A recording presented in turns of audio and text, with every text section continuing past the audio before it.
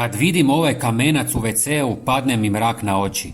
Godinama sam bacao novac na skupe kemikalije koje su obećavale čuda, a rezultat je bio prosječan.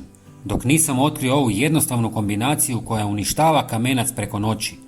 Ostanite do kraja jer redoslijed i gustoća smjese odlučuju hoće li uspjeti.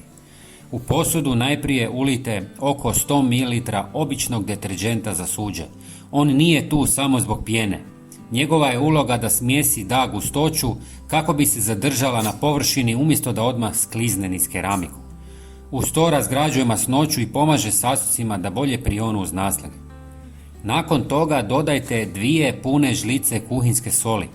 Nemojte smanjivati količinu jer upravo sol svojim zrncima pomaže razbiti i oslabiti stvrnute naslage.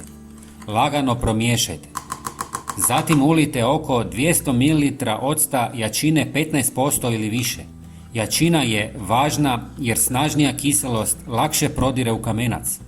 Kada spojite sva 3 sastojka, dobro promiješajte dok ne dobijete ujednačenu srednje gustu smjesu.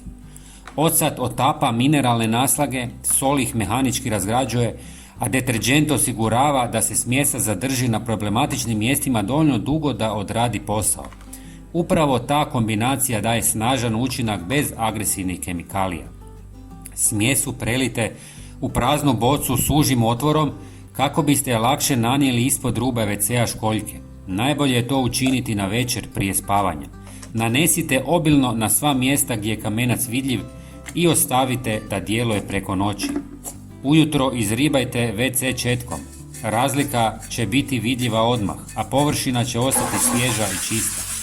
Ako vam je ovo pomoglo da uštedite novac i vrijeme, podijelite video s prijateljima i pretplatite se za još praktičnih savjeta. Hvala vam i vidimo se u sljedećem videu. Pozdrav!